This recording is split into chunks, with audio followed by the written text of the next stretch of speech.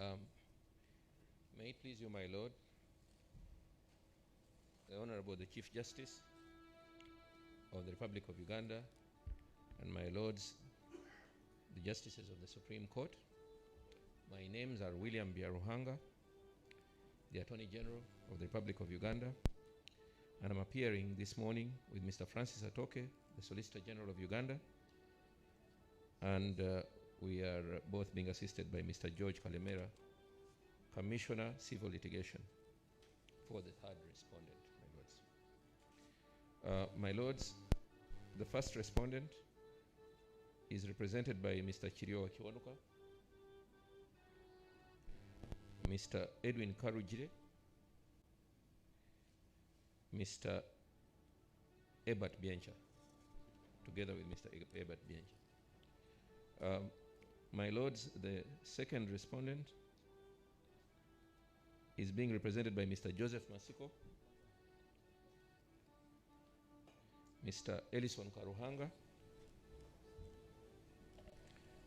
Mr. John Jet Tumwebaze, Mr. Alfred Oriem Okello, and Mr. Eric Sabiti. For the parties, my lord, the Electoral Commission is also represented by the Honorable Stephen Tashovia, who is a commissioner with the second respondent.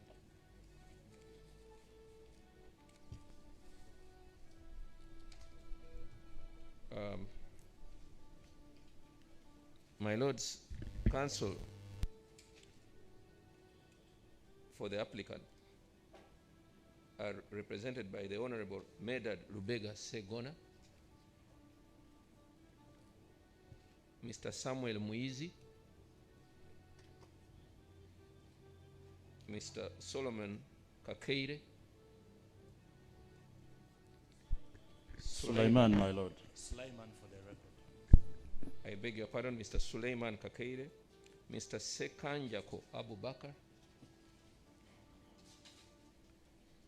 Honorable Chiwanuka Abdallah, Mr. Sekaja Okasha,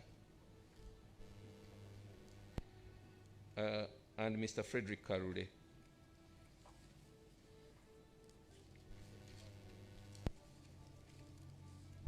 Sekaja Ukasha, my lord. And Ukasha, my lord, is UKASHA. Frederick Karule, my lord.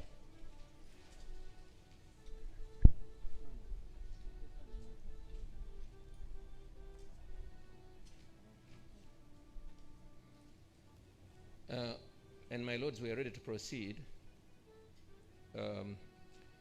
However, with your permission, my lords, as head of the bar, I would request your permission, my lord, to address the court on a matter that I think concerns the conduct of this trial, my lord. My lords, I'm more than slightly concerned about the current emerging trend of this trial. And here are my reasons. This court went to some length when we were last here attending to the application for amendment, I think just last week. This court went to some length to guide the parties on the way going forward. Indeed, I recall that the court made mention of a choice of placement of parties' grievances. The court did say that when a party has grievances or a grievance, they have a choice of where they want to go. In this case, the parties chose to come to this court. But what we are witnessing currently appears, in my opinion, to be an orchestrated scheme of some sort to bias this court and or to intimidate this court. Here I'm making special reference, and I saw this on the television media and also on a headline of the New Vision of the day before yesterday, when the Honorable Sentamu Chagulanyi who is the applicant currently, made reference to his displeasure at the participation of 3 judges of this Supreme Court.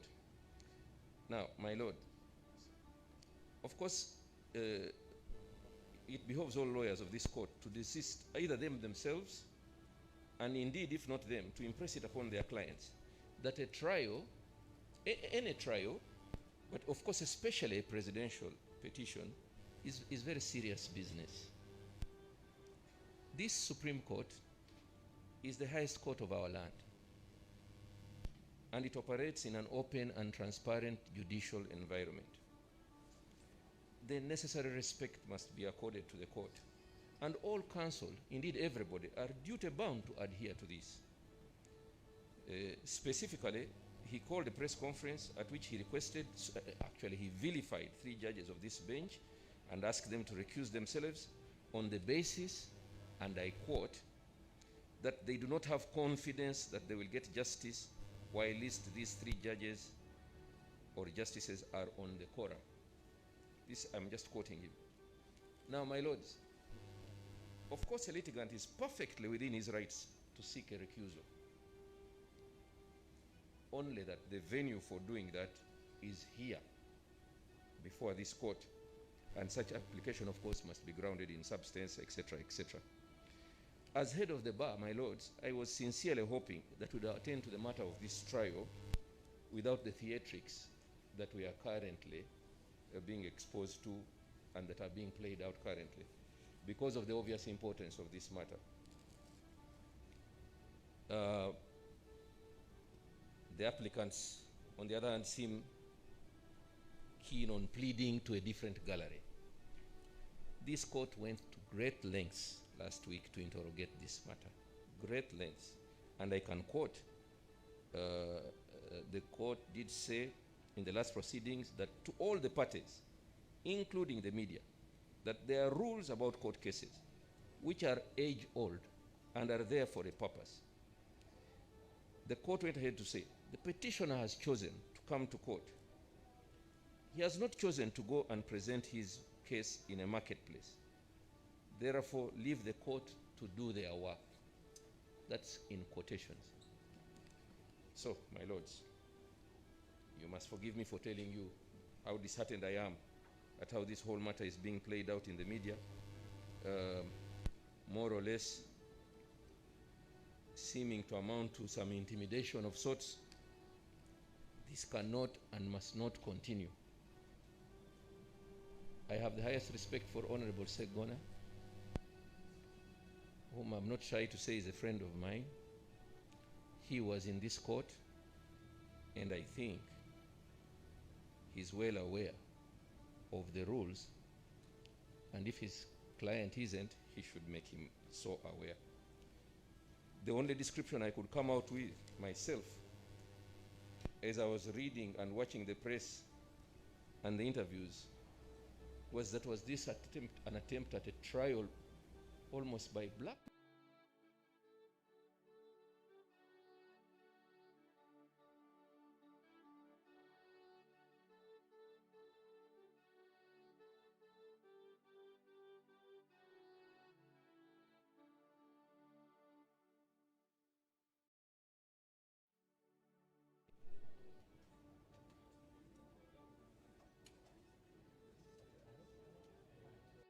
Grievances. The court did say that when a party has grievances or a grievance, they have a choice of where they want to go. In this case, the parties chose to come to this court. But what we are witnessing currently appears, in my opinion, to be an orchestrated before this court, and such application, of course, must be grounded in substance, etc., etc. As head of the bar, my lords, I was sincerely hoping that we would attend to the matter of this trial without the theatrics that we are currently being exposed to and that are being played out currently, because of the obvious importance of this matter.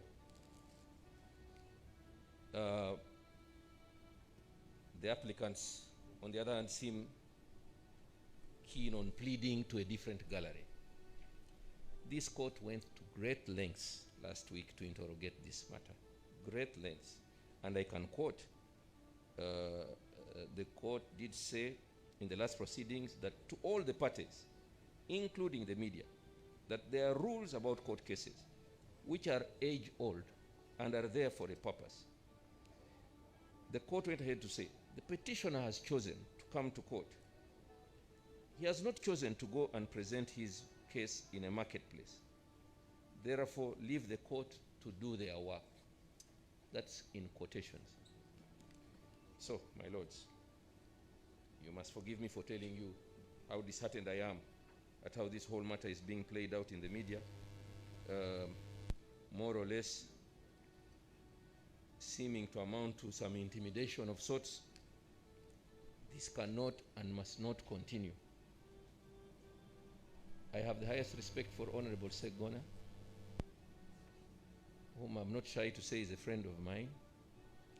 He was in this court, and I think he's well aware of the rules, and if his client isn't, he should make him so aware.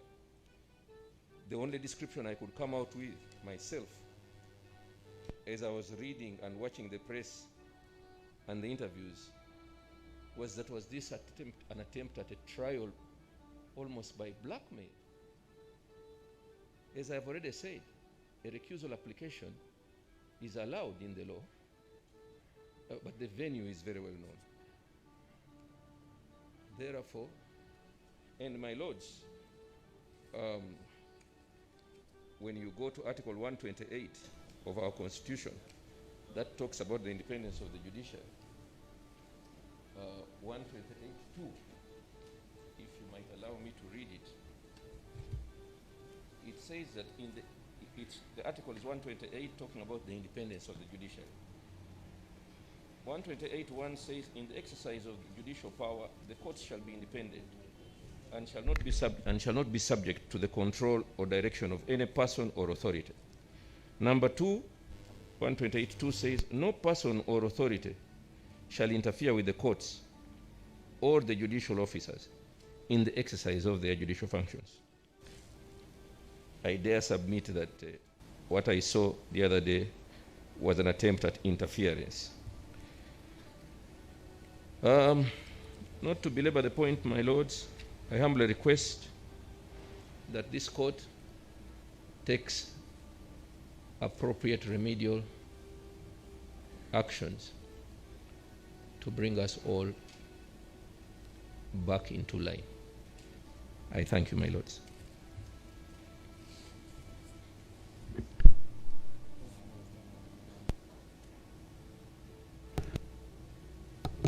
Counsel for Petition, you have something to say?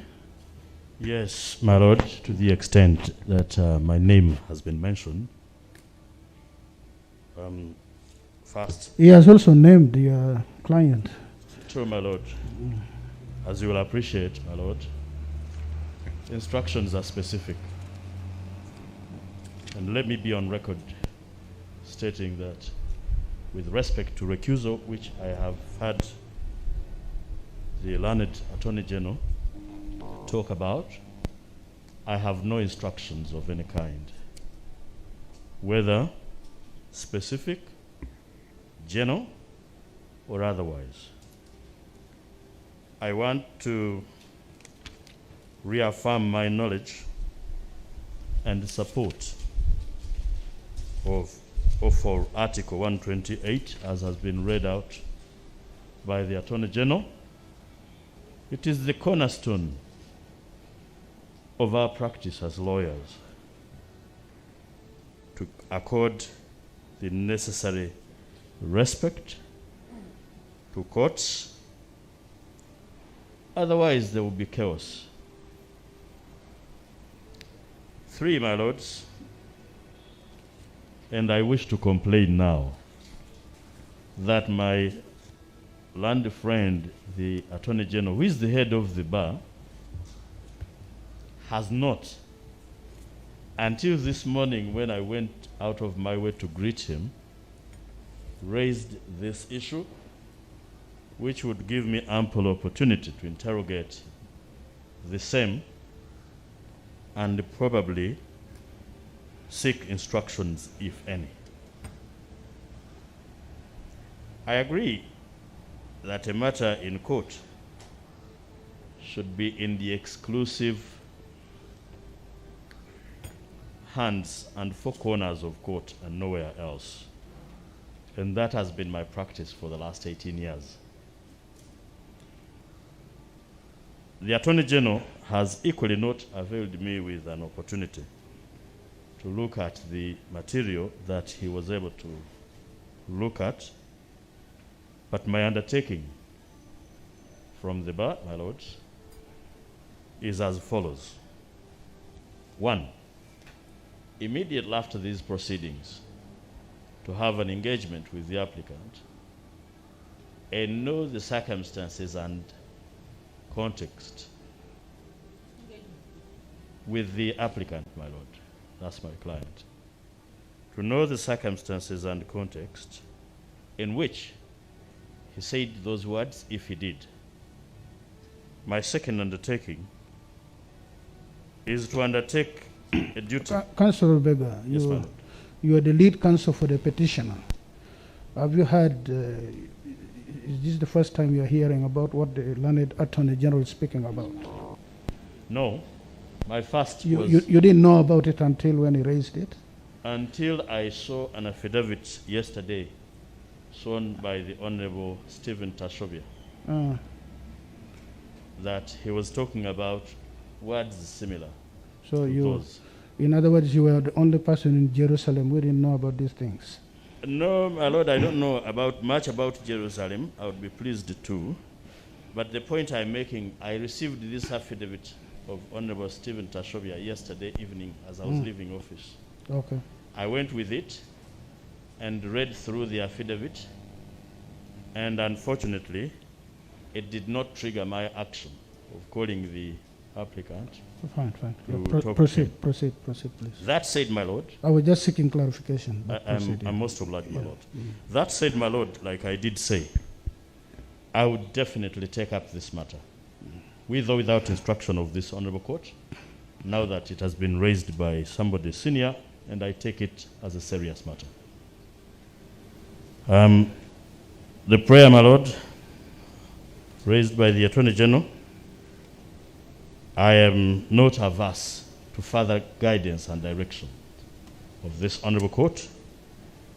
With or without them, I have and undertake a duty of a professional advocate. I thank your lordship. Okay. Any other person wishes to say a word?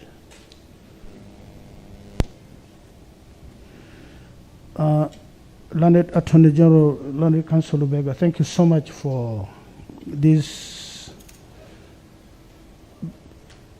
presentation coming by way of preliminary statement. Let me state this on my behalf and that of the court. My sisters and brothers sitting over this case. As you said, the Learned Attorney General, I was quite clear, or at least I thought I was. The last time we sat here, I spoke in no uncertain terms on how we will conduct the modus operandi, how we will conduct ourselves. The matter you've brought before us today,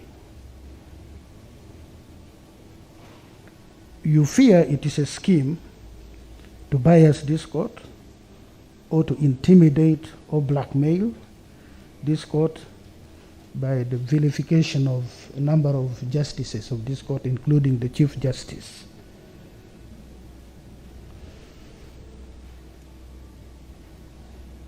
I just want to say this. The lordships,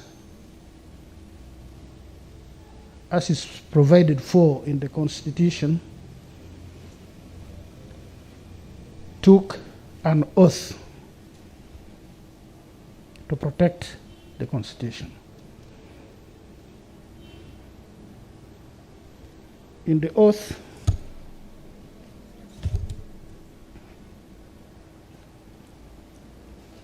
We all took oath, and I'll read it out verbatim. Each one of us said, I will well and truly exercise the judicial functions entrusted to me, and will do right to all manner of people in accordance with the Constitution of the Republic of Uganda as by law established, and in accordance with the laws and usage of the Republic of Uganda, without fear, favor, affection, or ill will. Guided by these principles, contained in the oath we took when we become judges, a matter which circulates outside of court, we do not attach any importance to it. As you rightly said, if anybody has a grievance, if anybody has any issue to raise with any of the judges here, this is the forum. They come before us, present their case, and we attend to it. Without fear, without favor, without affection or ill will. Let me also say this. Fortunately, I know the Chief Justice of Uganda very well. I think I've known him since childhood. If anyone thinks he can intimidate, he can blackmail, he can induce with favors that Chief Justice of Uganda, then he's heading for a crash against a huge rock. Because one of the things the Lord God denied him is fear. Once he has conviction that what he's doing is right, and if it is a judicial function, he's doing it in accordance with his understanding of the law as he has applied to the evidence, you may have to make a discovery that the person you think you know, you do not. So, speaking for the Chief Justice, whom I know very well, counsel, rest assured that whatever is circulating outside there will have no bearing in how this court will determine the matter before us.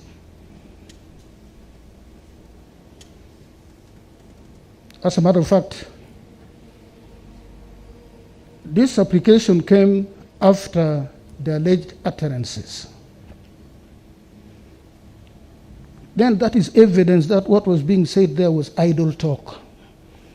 It was meant for whatever reason, but I consider it idle talk. Because if somebody truly has no confidence in me, he will not come before me seeking remedies. The first thing he would have done was to come to me and say, I want to proceed with my case, but I want you out. I want Judge A out, Judge B also out. This has not happened, meaning that was just idle talk, whatever the purpose was, assuming it was done. So I give you the assurance, we will proceed with this application, we'll proceed with the petition, and nobody should have the fear that we will favor any person or we bear ill will against any person. We'll act according to the dictates of our oath. And for me, the only thing I fear is my conscience. If I go home and I don't sleep after hearing a case, then something is wrong. I wake up and rethink. But when I make a decision and I go and sleep until morning, then I know I am at peace with my conscience. That's what matters. Not what you think of me, but what my belief is. We are not opposed to fair criticism. I said this before. And the positions we hold, we expect criticism. But criticize my conduct, criticize my decision, tear it to pieces, but why attack my person? When you know I do not have the opportunity to stand up there and respond to you. First of all, it is cowardly. Because you know I do not have the opportunity to stand up there and respond to you. Indeed, if the learned Attorney General had not raised it, we would have kept quiet. But I thank you that you did. It's given me the opportunity to let everybody, all and sundry, know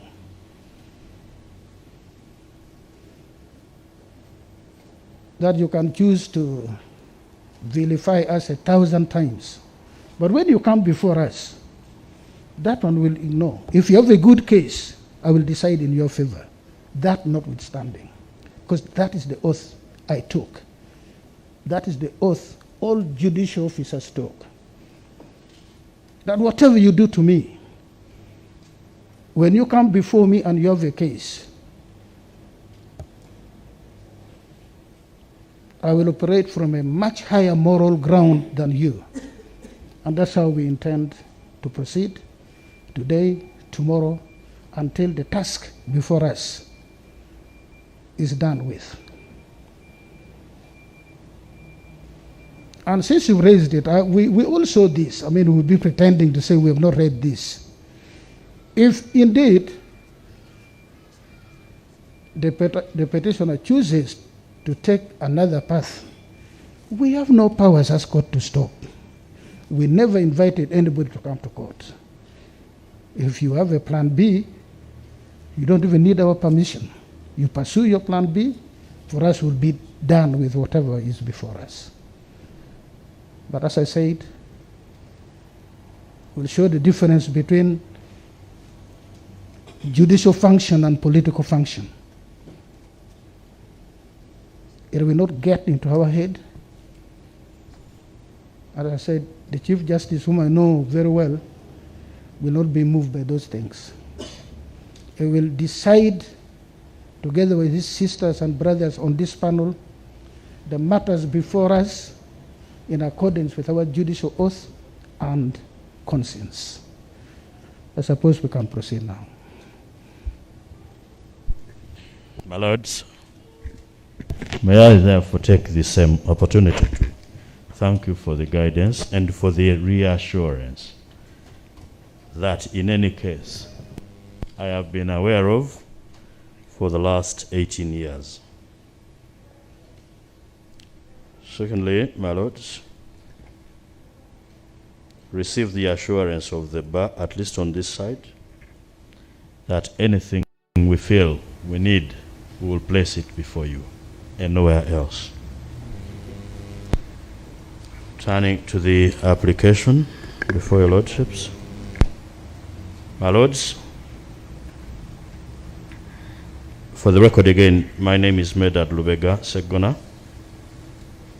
For the applicant, with the assistance of all counsel mentioned earlier. The application, my lords, is brought under sections 98 and 100 of the Civil Procedure Act. For how long do you intend to address court? My lord, I would intend to address you for an hour, but I would be guided by your direction. Councillor Lubega, you would like to address us for 1 hour on this application? That's correct, my lord, to the extent that I'm permitted.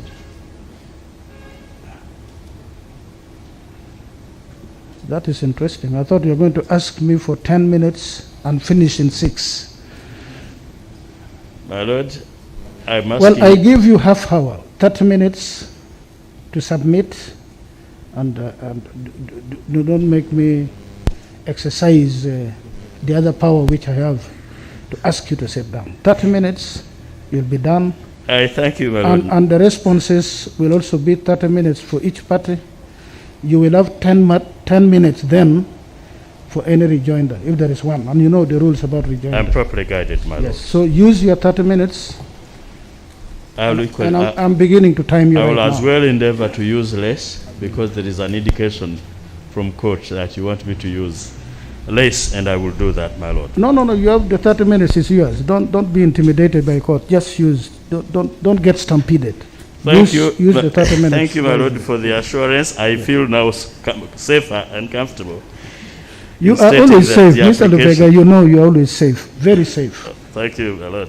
My lord, this application is brought under sections 98 and 100 of the Civil Procedure Act, cap 71, rules 15 and 17 of the presidential elections, election petition rules, and rule 2, sub-rule 2, as well as rule 5 of the Judicature Supreme Court rules.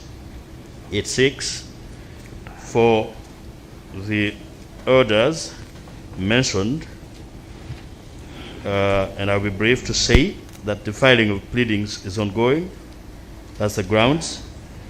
That the filing of additional affidavits in the petition is necessary to enable this honorable court effectively inquire into and determine the questions involved in the petition. 4, that there are prevailing special circumstances to warrant the grant of the application, and that the application is brought without delay. 6, that the respondent shall not be prejudiced by extra time being granted to the petitioner to file additional evidence in the petition. And finally, that it is in the interest of justice. It is supported by 2 affidavits, my lord, of the applicant, the Honorable Sentamu Robert Chagulanyi, which is accompanying the application, and that of Mr. Anthony Yeboah Wameri, who is one of the lawyers involved in the petition and therefore conversant with the matters before your lordships. I am required by lords, by precedents of this honorable court and other courts, to prove special circumstances that justify the grant of your exercise of discretion. The special circumstances, with your permission, are contained in the applicant's affidavit, in particular, paragraphs 18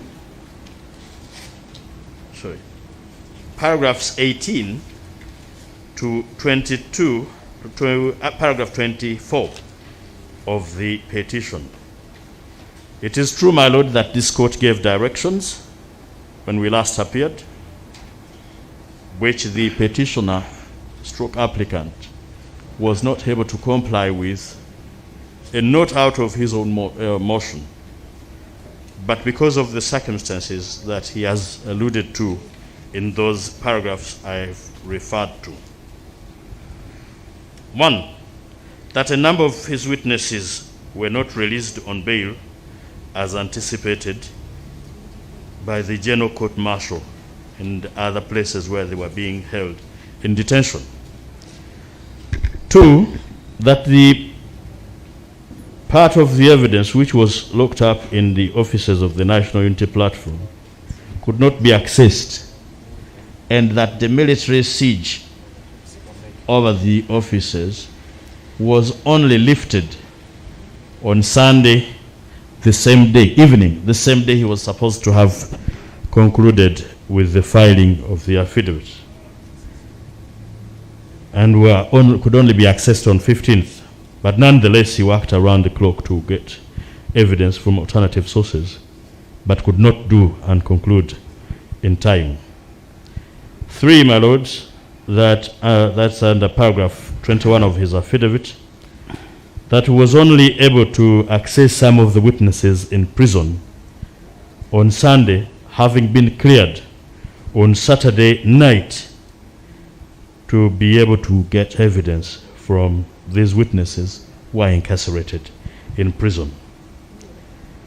That a number of would-be witnesses were thrown into distant places from Kampala without money and transport, which imposed an onerous obligation onto the petitioner and his team to go and collected them so as to be able to access the evidence. And my lords, these are thrown by abductors who are state actors. My lord, those circumstances notwithstanding, by close of business, as indicated and directed by this honorable court on 14th, that is the Sunday we were supposed to have filed, he had been able to collect the evidence, the affidavits, but could not submit all of them on the clock. He continued, according to the affidavit of Anthony Wameri and the applicant, to come in with affidavits until he found the gates closed. My lords, that those are special circumstances calling for your intervention. The evidence that the applicant seeks to bring, my lords, will help this honorable court in effectively and conclusively determining this matter. In the summary of what that evidence seeks to produce or to bring before court is contained in paragraph 32 of the applicant's affidavit, which, with your permission, I would like to read verbatim. That the additional evidence I obtained from about 200 witnesses across the country is necessary to enable this honorable court effectively inquire into and determine the questions involved in the petition, in that A, it brings to the fore the various abductions, imprisonments, torture, murder episodes of the petitioner's supporters by agents of the first respondent and the third respondent. B, it reveals how results declared by the second respondent were falsified in favor of the first respondent. C, it brings to fore the various cases of bribery committed by the first respondent and his agents. D, it brings to fore the circumstances under which the independence of the second respondent was compromised by the authority of the first respondent abusing the power of incumbency. E, it portrays the audio-visual expression of how the agents of the third respondent selectively enforced the electoral guidelines and used excessive force to frustrate the petitioner's election campaigns in favor of the first respondent. F, it brings to the fore instances of voting in the names of deceased persons and persons out of the country. G, it brings to the fore how the second respondent relied on incomplete, improper, and incoherent voters' register in the election. H, it brings to the fore how the second respondent unlawfully, inefficiently, and covertly deployed biometric voter verification kit, BVVK, and electronic results transmission and dissemination technology systems, ERDTS, without access by the petitioner, and denying him the right to verify voters and audit the results.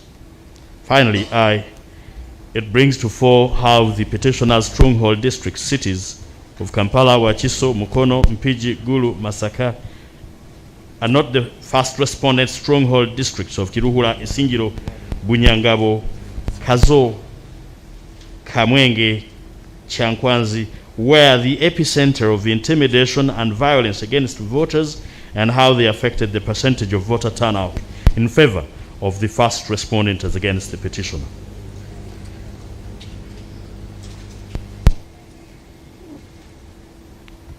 My Lord, this evidence is important. My Lords, timelines are important in this petition and therefore as necessitated by the application.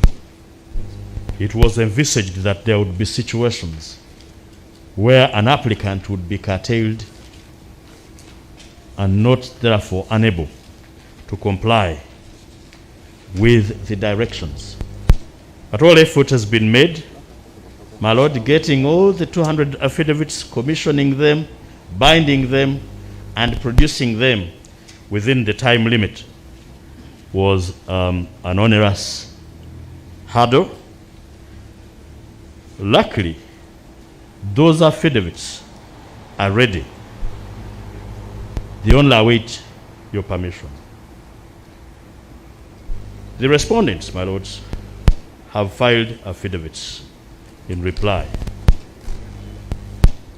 The unique one, though, and this is where I would make my very best attempt in approaching the affidavits in reply.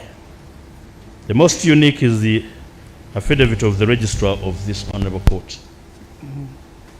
Unique in a sense that in my practice, I have not come across and therefore been confronted with an affidavit from court. In the event that I do not do a thorough job in this, please pardon me, because it has an effect on my adrenaline.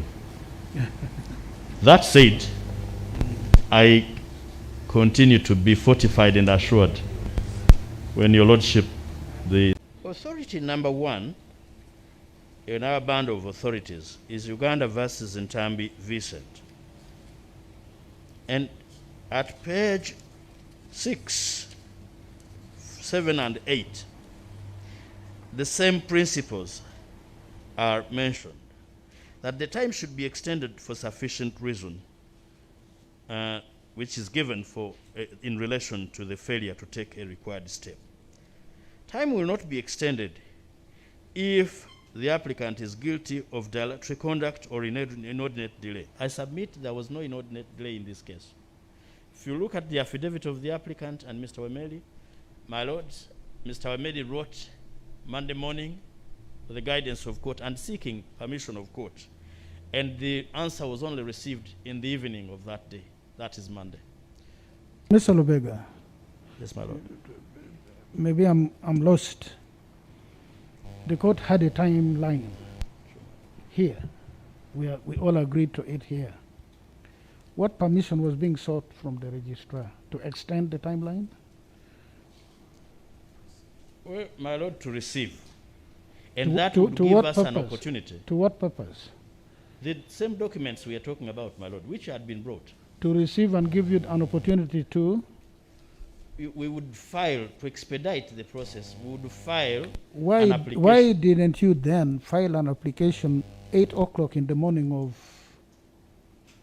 Monday the 15th, knowing that you were out of time, the timeline we had indicated here? Why didn't you begin with an application? Or why didn't you file an application on Friday 12th? Say, look, we now know we will not be able to beat the deadline. I would have constituted this court on Saturday to hear that application. Thank you, my lord. Yes. So did you need to ask the registrar for that when you knew very well that this is the timeline? First of all, my lord, yes. I thank you. It was improbable to think that we would fail, because it is evidence that keeps trickling in. Secondly, my lord, and why we could not file on Friday, at that time we are still preoccupied with beating the deadline. What do you mean evidence that kept trickling in? My lord, evidence comes from across the country. Yeah, but you told me your witnesses were in jail, so how could evidence? No, there were quite a number, and we continued securing release of a number of them. Those that were abducted were being thrown on the streets. We would pick them, and we get evidence. You'll find it if you permit. Those that we were in jail, we were continuing to pursue their bail applications. Again, as the evidence on record indicates, we had a bail application where which was only fixed for Monday, a day after the deadline, and we were continuing with all efforts, my lord. But why we did not file again on Monday, on Sunday before? Yes, we were preoccupied with gathering evidence in the hope that we would be able to beat the deadline. We were not in a position. But we also thought we had Rule 13 in mind, that the affidavits would be received with this indication, whereupon we would quickly file an application for validation and we had it in mind. And we do not want to blame court, my lord, for not receiving. We're only saying we had this, not misapprehension, but this thinking that they will be received. Now that they were not received, my lord, the option that was left for us was to file an application. Yep. And by Monday, we were still hoping to have them received. Tuesday was a public holiday. Wednesday, we filed. But Mr. Lubega, you are saying if it was not received, you would not be able to file an application? No. Was filing an application contingent on the registrar first receiving and endorsing that this was brought out of time? Yes, my lord. Or you could file an application anytime? Yes, my lord, because these are two different applications. If they are received, the application would be a different one for validation. But if they are not received, the application would be the current application, my lord. Yes. So it definitely had to be dependent. Okay, then you have a copy of this application of yours? I do, my lord. Yes. Can we go to the first page? There is a stamp of the Supreme Court on mine. I suppose it is on yours. On the application, my lord? Yes. On the motion, on the notice of motion, there is somewhere up there. I don't know where yours is indicated. Of which date? No, do you have a copy of your... Yes, my lord, I have a stamp of 17th. Yes. Yes, my lord. Does it indicate time? No, my lord. Oh, it doesn't? It doesn't, my lord. Can you borrow mine?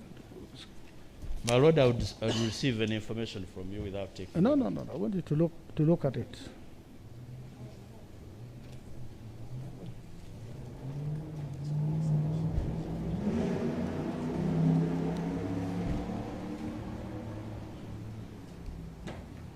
Don't mind, I don't have corona, but... No, my lord, I don't want to infect you either. I test myself every 2 days. My lord, I equally do not want to be accused. So kind of you. My lord, the court supplied me with a defective bottle of sanitizer. Or I would appreciate if someone... Maybe you don't know how to operate it.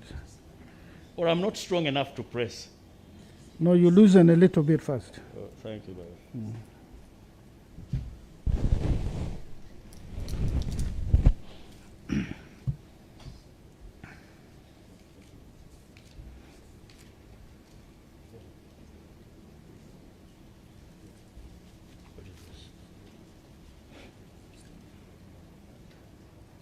My lord, it has an indication that it was filed at 17 hours. Presumably, that's... In the 12-hour clock, what time would that be? It would be 5 o'clock. 5 o'clock. Yes. May I have it returned? Thank you. My question is this, really. Yes, on Monday, you filed, you tried to file affidavits, which you knew were out of time, which happens. It does happen. Yeah. I'm not saying this is the first time such a thing happens. No, it happens. And if you persuade me, of course, I'll give you additional time. If you don't, I will not. My So lord, my I'm question here to do is, the latter. my question is, yes, you are here to persuade me, yes. So Monday, you knew you should have, you did not. And the mistaken belief that you should first of all hear from the registrar and then make a decision on what to do. You discovered that the registrar would not receive it. Tuesday 16, you did not come here. I can tell you that this place was open. But you did not come because it was public holiday. Can you explain why you did not file the application first thing in the morning of the 16th? Why would you come and file the application 5 o'clock?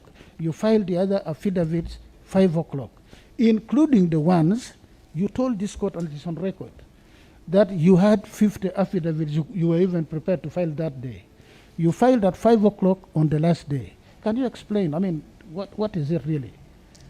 Is it some game plan or what? What? I mean, why wouldn't you if you had filed those affidavits, which would have served on the other side, they would have started the work of responding. Then you would not have been filing the 50 affidavits on Sunday. You would have come to me and say, my Lord, I gave my word that the following day or soon thereafter, I would file another 50 affidavits. It's become a lot more difficult. And these things happen. Don't think we don't know. We know they're difficult. Anything can happen. So why must you always come at 5 o'clock? My Lord, What is the magic wand about 5 o'clock? First, my Lord, there is no magic about 5 o'clock to begin with. Two, my Lord, yes, any delays are regrettable on our part, and we do not want to justify them. To the extent that the question is being asked to counsel, you will permit me to answer from the perspective of counsel. No, I'm asking because it is your law firm. I cannot ask the petitioner. This is directed to you. He has entrusted you with the responsibility to represent him professionally. And I notice a pattern which I've just mentioned. Even when you gave your word, you did not honor. My Lord? Yes. To the extent that I must, as counsel, to answer this question, the answer will not be found in the affidavit, but it will come from me. You are an officer of this court. I would take your statement seriously. I attempt to practice law professionally, that I avoid alarming statements. Mm-hmm. It is now my time to tell you that for the last 3 weeks I have not been working from my office. I have not been sleeping in my house to avoid situations of 2016, where affidavits which were supposed to be filed in this court were stolen by armed men from lawyers' offices. And it is very painful that I have to reveal this now. We work from different stations. We keep running up and down to avoid situations of 2016. Witnesses have been abducted. The lawyer is not safe. I regret that the application was filed at 5 o'clock. Mr. Lubega, you know, I understand all those things. I appreciate your fears. And in your circumstance, I would also take precautions. What I do not understand is your own statement here in this court on the 11th, on the date we had set for scheduling and kick into motion the process. You said you had 50 affidavits ready, which you could file that day. Meaning you had already finished running around, hiding all over the place. You had now assembled them, you are going to file them. That is my understanding. So why didn't you file it and you had to file at 5 o'clock on the last day? That's one. Two, you said another 50 would come, if I recall, is it the following day or something like that? Yeah, that's the part which I thought you said, okay, I had thought I would have them, but for this or that reason, it was not possible. By the time you told me you were prepared to file 50 affidavits, even that day, operating from wherever and having to run all over the place, you had successfully done it. I did not see any affidavits. That's why I'm saying, what is the game plan? I don't understand. Because all these arguments you're making, if we had had affidavits trickling in from the date you filed the petition, taking care of the difficulties the petitioner had, which we know on record. We also know that he had to apply to court to give him freedom. We know this is a court document, which we take judicial notice of, the order of court. You don't even have to submit because we have it. If the affidavits, even if they were one a day, or two or three, we can understand. What I don't understand is you have the affidavits, you assure this court, as an officer of the court, I have these 50 affidavits. Even today, I hope I'm not mispresenting what you said. Then those affidavits do not come. They're the ones that come. Do you want me to tell you? Your team came on a border at 4:35 outside here. Because I was here. I wanted to make sure that there are no hitches. Because to me, a presidential election petition is a very important thing. I don't have to restate. And as I told you the other time, it's not about the petition. It's about your country. It's about my country. I have children, you have children. I beat you one notch because I have grandchildren. I don't want them to see what I saw from independence. If I can make a contribution, that my grandchildren live in a country where they think it is some fairy tale when we say this used to happen, I would be very happy.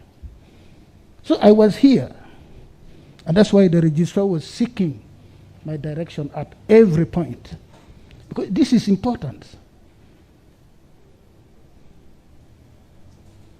4:35, they were outside. They didn't come in a vehicle, in two borders.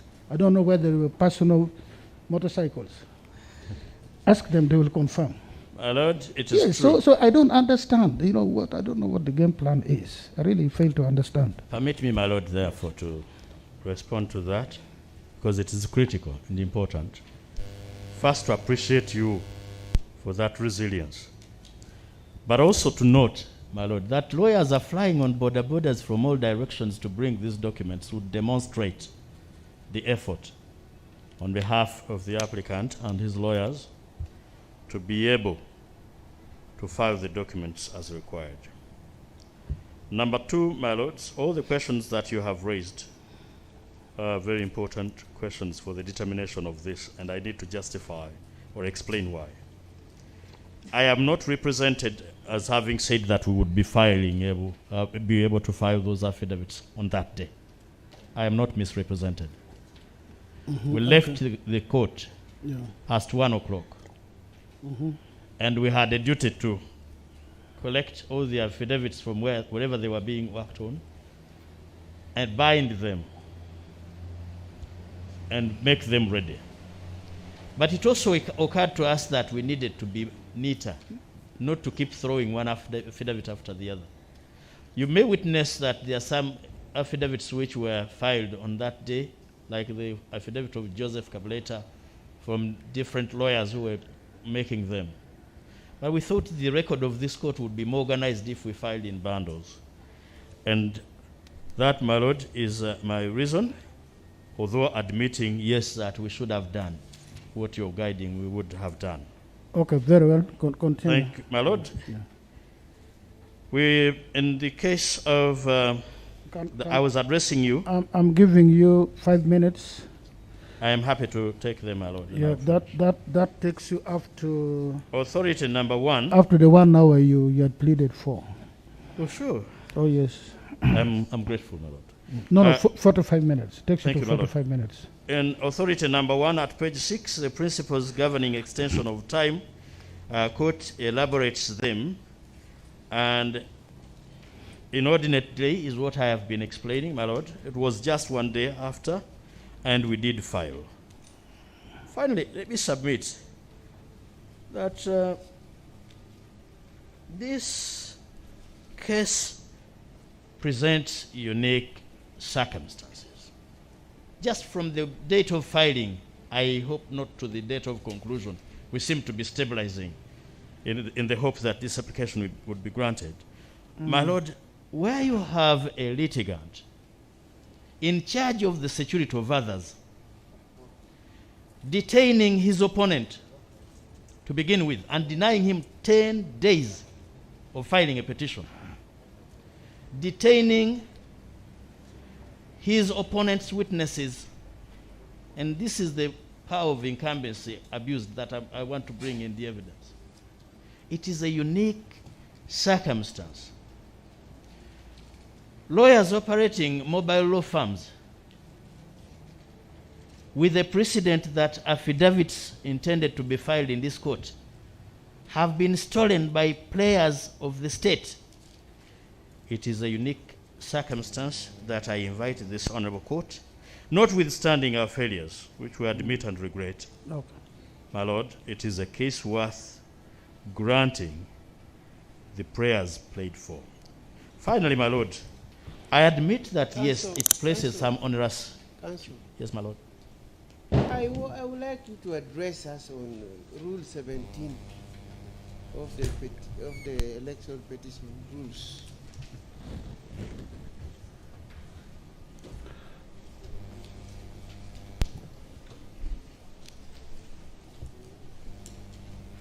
Can you place your application under that rule?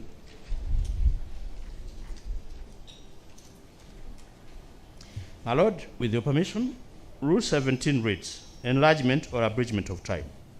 The court may, of its own motion, or on or application by any party to the proceedings upon such terms as the justice of the case may require, enlarge or abridge the time appointed by the rules for doing any act, if, in the opinion of court, there exist such special circumstances as make it expedient to do so, except that when considering enlargement of time, the court shall take into account the provisions of subsection 3 of section 59. Yes, my lord. 1, it provides for circumstances. My lord, section 59, thank you. With the hindsight of section 59, my lord, about the timelines. And that is the issue I was addressing finally. Because, my lord, I was talking about, we are aware that granting this time has an impact on the time reserved for the rest of the proceedings to be taken. We admit. We only pray that, therefore, once you grant this, we would even be able to concede part of our time for rejoinders in order to catch up. How much time do you think we would have to give the respondents to respond to, did you say 200 affidavits? Yes, my lord, I would not have a problem giving them the same time you had granted them previously, starting from the time they are served. Mm-hmm. On our part, we would concede part of the rejoinder time to respond. Let's say I give them up to next Saturday. Yes, my lord. If we grant this application, Yes, my lord. and you serve them today, Yes, my lord. hopefully you change and serve them immediately, and we give them up to next Saturday. What impact will it have on the timeline? It will impact, one, on the time for rejoinders and the time Because of court. because rejoinder does not have 6 days. Rejoinders, is it a couple of days? I think we had been given 3 days, my lord. 3 days, yeah. Yes. Mhm. We would use 1 day or and a half, and we would close our time. Yes, it would impact on the time of court, admitted, and we would invite your lordships. Oh, I thought you wanted, you've come here so that the court, have you come here so that you continue pleading, and then once you plead it, it can end there, or the important thing is the decision of this court? True, it is the decision, my lord, and that's what Already, the court has lost actually 1 week.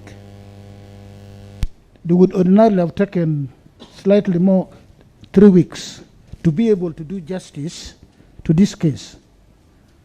Internalize, consider, evaluate, consider the law, discuss, and come up with a decision or their decisions. We have only 11 days for us to do that, which is really uphill. Then we sacrifice that so that you are not disturbed, because you must be heard, you must present your case. I saw a complaint against written submissions. I hope it is not coming from counsel, because we have given you an opportunity of more than 2 weeks to prepare for your submission. You write and highlight. So you take away 6 from 11. My poor arithmetic leaves me with 5. That this honorable court would determine a presidential election petition with the very importance you've clearly stated, and on that one I'm with you 100%. In 5 days. Is that possible? And by the way, the new rules do not say we state unanimous, we agree to overturn, or unanimous, we agree to dismiss. It says we give reasons. Read it again. So in 5 days, you believe we can do justice to this case in 5 days? So these are the things we need to put into consideration, whether to grant your application or not. And that's the area you need to. I think that's what my brother was asking, referring you to section 59. With gratitude, my lord. Yes. I do not think I'm overstretching your abilities, my lord, in thinking that you are able to deliver justice even in 5 days or less. I know that you can. Thank you. The last sentence, what are your prayers? The prayers, my lord, are that you find pleasure for the reasons we have given in granting this application and adjusting the schedule of this court that has been given before. Thank you. Thank you, my lord. Yeah. Learned Attorney General. I don't know how you've organized yourself. We'll start, my lord, with the first respondent. Yes. So you're forfeiting and giving it to them to start. I'm not forfeiting my presentation. I'm only forfeiting the method of starting. Somewhere in the Bible, somebody gave away his birthright. And I'm just lending it to him. Most obliged, my lord. The Honorable the Chief Justice, Honorable Justices of the Supreme Court. You have 30 minutes, you're aware. Most obliged, my lord. Yes. Chiriwa Chwanuka for the record, for the first respondent.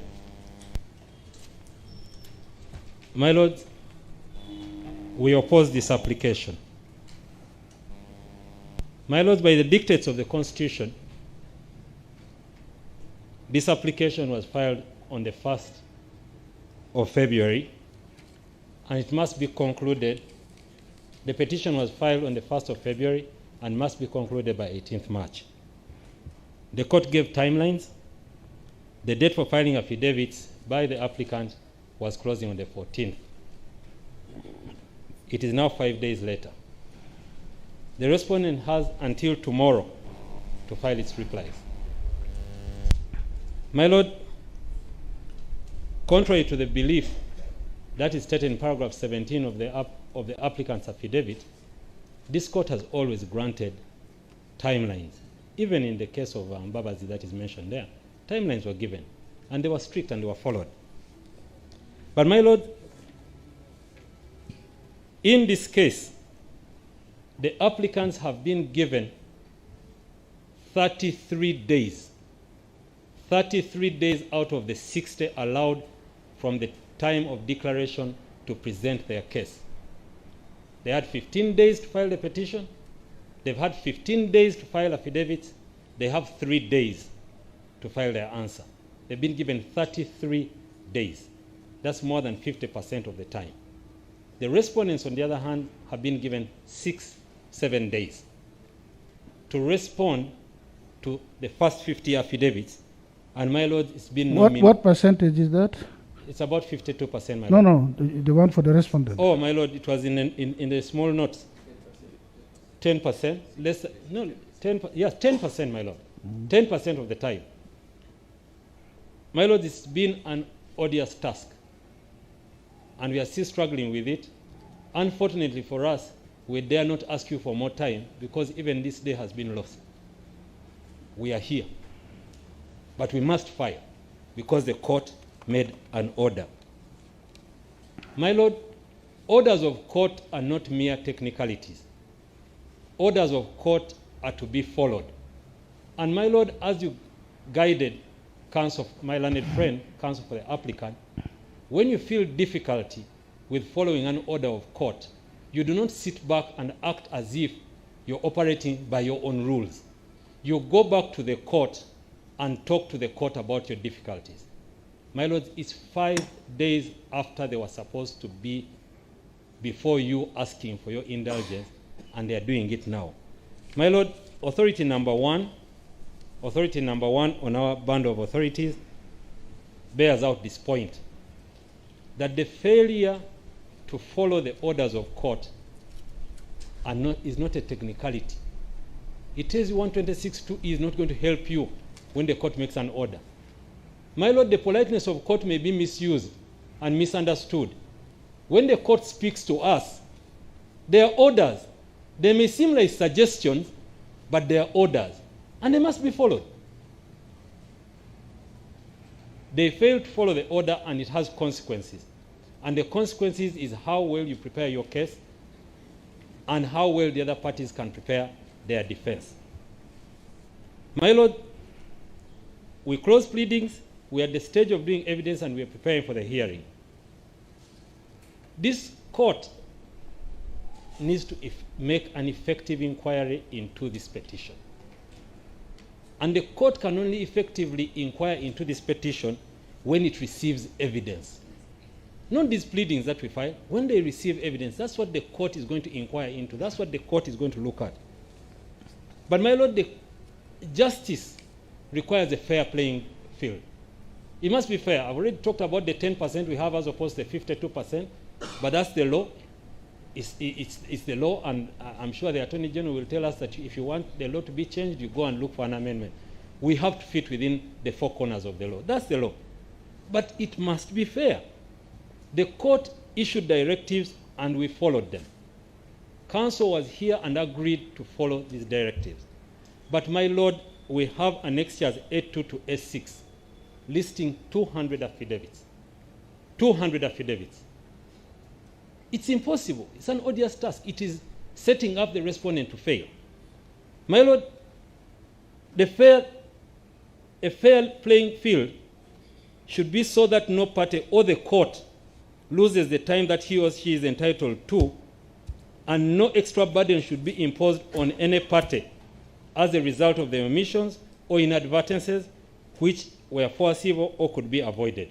My lord, that's the authority number 2, the Raila Odinga case. My lord, in that case, it was actually more interesting because they wanted to file only 8 affidavits.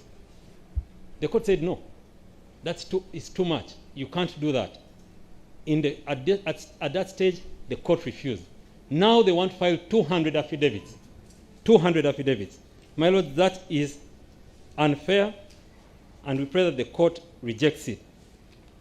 My lord, the time that was set, I cannot overemphasize that these are orders of court. My lord, great prejudice will be caused to the respondent, the first respondent, if this application is allowed. My lord, paragraph 18 of Esau Isingwama's affidavit sets out the prejudice that the first respondent will suffer. The affidavits we so far received are scattered all over the country. One affidavit talks about 10 witnesses in diverse places in a district. One person, and as we'll get to the hearing, one person is talking about everything that happened in the whole district. And therefore, we have to keep running to one district. Now you have all these witnesses coming from various places and now have been sent back. And then an application. My lord, it is also prudent always that for a litigant to come to court, they must have evidence. We have gotten to the point where we now practice the other way around. I first file a writ. After filing the writ, I look for the evidence. That is what you're getting. That is what is before your lordships. That I had a petition, but now I'm looking for the evidence. How is that possible? How can you achieve a grievance before you see the evidence? How can you say that my would-be witnesses are in prison? How do you arrive at the conclusion that they would be witnesses before interviewing them? It's preposterous, my lord. It's preposterous, my lord, and this is the kind of conduct that this court must absolutely reject. My lord, so many things have been said about what is happening to my learned friend, and I sincerely feel sorry if it is true. But if they felt it necessary for this court to consider the averments being made by my learned friend, he should have put in an affidavit. This ceased to be a political contest. It's a legal dispute. The politics can be left outside and we do the legal dispute here, and the legal dispute, the evidence is brought by affidavit. Half of the things that are being said by my learned friend for the applicant are not on record. They are averments from the bar. But my lord, let us evaluate the evidence that is before you. Paragraph 8 of Mr. Chagulanyi's affidavit is simply speculative. Paragraph 2 to 11 are matters depend about issues that happened before the court made the order. Before the court made the order on the 11th. What the court should be looking at is what created your difficulty after I made the order on the 11th. So all that evidence before the 11th is irrelevant. It's relevant to the application before you because the court was alive to all those things when they made the order, and counsel for the applicant knew the existence of those circumstances at that time. This disability to do things, disability relates to the failure to file the petition. You cannot say, I am disabled, I filed the petition, I did not do it properly, but I filed it anyway. You don't go to disability. Disability deals with your inability to file the pleading within time. They did file within time. So that is not the issue here. So, my lord, the evidence relevant before your lordships would start around paragraph 18, 19, 20, 21.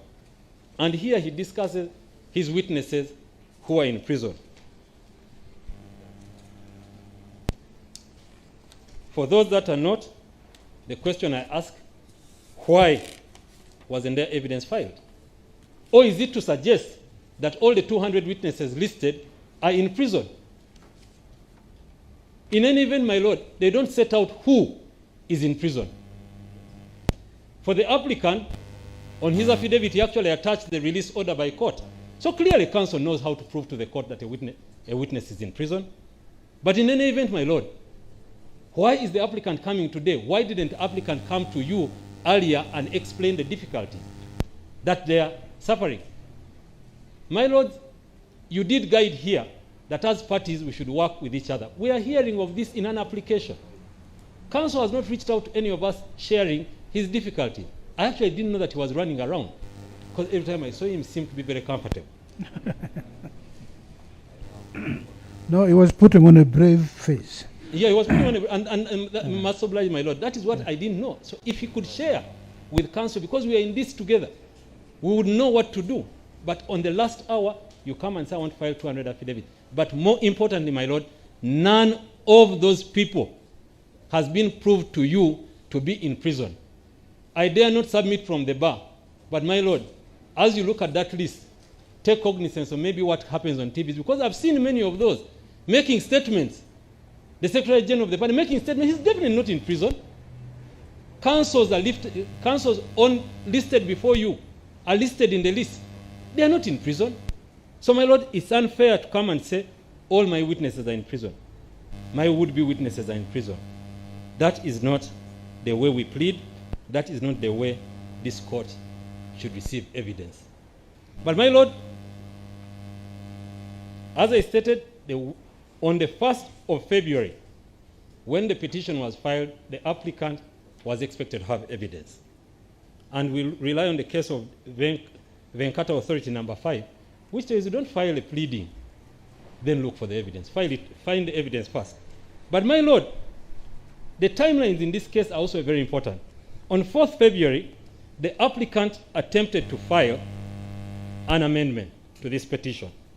Again, in that application, which is attached as Annexure B, in paragraph 10, he states on the 4th of February, he states that him and his party officials have gone and interviewed their witnesses and have discovered, and I will quote, discovered evidence from all over the country. That's on the 4th of February, my lord. Today, by the time they saw that affidavit, my lord, it's Annexure B to our affidavit in reply. It's the application that was filed in that application for amendment. They state on the 4th of February that they had discovered new evidence. My lord, if they indeed had discovered new evidence, as has now been repeated in their paragraph 12, again, the Honorable Chagulanyi swears that he has now discovered new evidence. So I think every time they meet, they'll discover new evidence. When will this stop? It has to get to a point when it stops. My lords, what we are saying here is that the applicant, as at the 4th of February, had already discovered this evidence. There is no justification as to why on the 14th that evidence was not presented before the court. But more importantly, my lord, on the 9th of February, the court ordered that they should feel free to file, and like my lord has stated, counsel, who is an officer of court, said he will file 50 affidavits. Obviously he did not, because the record is clear, and waited until the last day. Again, on the last day, there's no justification as to why he did not file all of the 20 affidavits. Clearly, this is the nature of the litigant you have before you. But my lords, I beg that you look at the affidavits that have so far been filed very closely. Some of them are dated as far back as 9th of February. Others are dated 11th of February. So they had them. They had them. They did not file them. That is the nature of the litigant you have before you. So for them to have the affidavits on the 9th, why file them? After all, the respondent has to suffer with the few days that he has to run all over the country and bring them. I will not be surprised, my lord, because he told you on record that he had 50 and another 50. I will not be surprised if the other 50 are still lying somewhere. My lord, that is dilatory conduct. That is dilatory conduct. There is no justification as to why this application was filed that late. My lord has already traversed that point, but the timestamp is very clear. My lord, the second nature of evidence that you have before you is the special circumstances being presented to you are falsehoods. Clear, blatant falsehoods. The first falsehood is that you have shared with my learned friend in respect to the time they arrived and how many affidavits they had. Chagulanyi's affidavit paragraph 24 and Wamedi's affidavit paragraph 2 to 3 are false. Clear, open lies. We are borne out by the evidence of the 3 witnesses whom the court clearly asked to be here. And they were here. And they all say the same thing. For the first applicant, for the second applicant, for the third applicant, the registrar, the only person who sees the facts differently is counsel Wamedi. He's an officer of court. You can't do that. And he talks about a unique nature of an affidavit shown by the registrar. It is unique because no one goes around, no litigant goes around blaming the court for things they did not do. It's unusual. Who else would swear an affidavit about what transpired in court other than the registrar? There's nothing unique about it. You name the registrar for having done something. The registrar has to come to the court and tell the court what happened. It's unacceptable. It is wrong. My lords, but more importantly, they even forget quickly what they wrote in their own letter. In the letter of Wamedi, which is annexure A to his application, annexure C, he actually states that the other affidavits, volume 3, 4, 5, 6, 7, and whatever, came late. In his own letter to the court, he says it came late.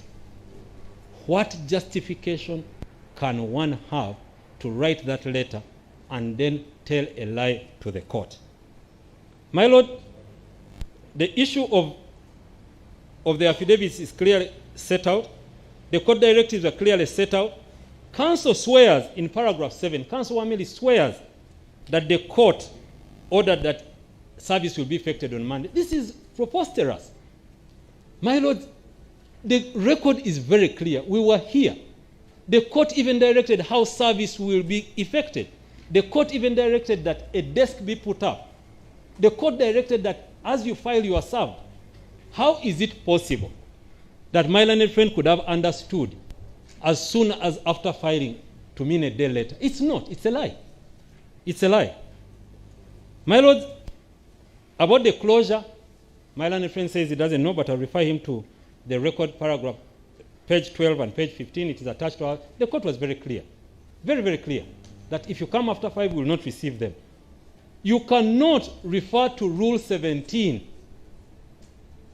You cannot refer to Rule 17, my lords, to circumvent a clear court order. The court was alive to the principles set out in Rule 17 and made an order. Rule 13, I beg your pardon. Rule 13, my lord. Rule 13 says that the registrar will receive, fine. But the court has said, don't receive. It's an order of court. You can't refuse to do it. The rules are for the court and the parties. And the court interprets the rules. And the court has told us what to do. So Rule 13 is absolutely inapplicable in these circumstances. But my lords, these affidavits are false. These affidavits are false, and relying on the authority number 3 and authority number 4, we pray that this application does strike out those affidavits. We pray that the court does strike out those affidavits. My lord, there is a new thinking which seems to be cropping up about this severance. I think severance related to technical matters, related to hearsay. You can't sever paragraph 7, 4, 5, 2, 3 of Mr. Wamiri's affidavit and remain with anything. Even if you did, which other part would you believe? He has told you lies in paragraphs 2, 3, 4, 5, 6, 7, then he remains with 8 to 10. Do you want my lords to believe 8 to 10? It's unbelievable. It's incredible. It's not credible. We pray that your lordships find that evidence to lack credibility. Strike out this application on that ground alone. My lords, as I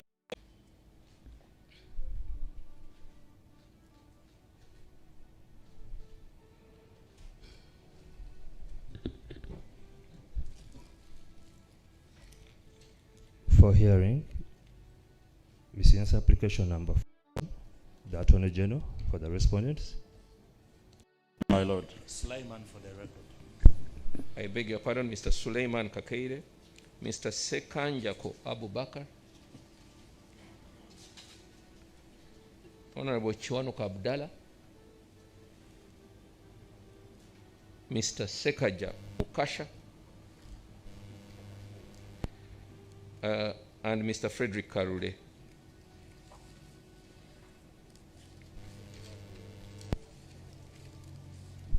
Sekaja Ukasha, my lord. And Ukasha, my lord, is UKASHA. Frederick Karule, my lord.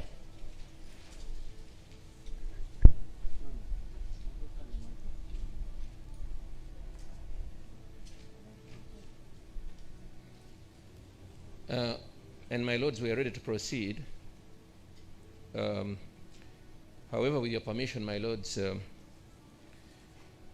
as head of the bar, I would request your permission, my lord, to address the court on a matter that I think concerns the conduct of this trial, my lord. My lords, I'm more than slightly concerned about the current emerging trend of this trial. And here are my reasons. This court went to some length when we were last here attending to the application for amendment, I think just last week. This court went to some length to guide the parties on the way going forward. Indeed, I recall that the court made mention of a choice of placement of parties' grievances. The court did say that when a party has grievances or a grievance, they have a choice of where they want to go. In this case, the parties chose to come to this court. But what we are witnessing currently appears, in my opinion, to be an orchestrated scheme of some sort to bias this court and or to intimidate this court. Here I'm making special reference, and I saw this on the television media and also on a headline of the New Vision of the day before yesterday, when the Honorable Sentamu Chagulanyi, who is the applicant currently,